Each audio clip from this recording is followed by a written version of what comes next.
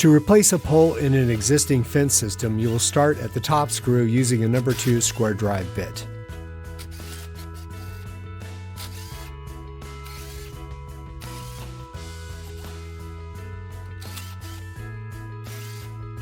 Remove all the screws, allowing you to separate the molding from the mesh.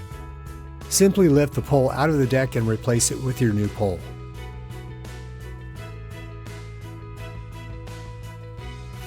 And again, starting at the top, screw the molding through the existing hole in the mesh and then into your new pole.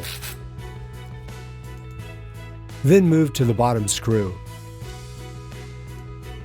Give the molding a bit of an arc as you send the screw through the molding and then through the existing hole in the mesh, and then screw it into the bottom hole in your new pole. This technique will stretch the mesh, giving it a factory fresh look. At this point, you can fasten all the remaining screws into your new pole.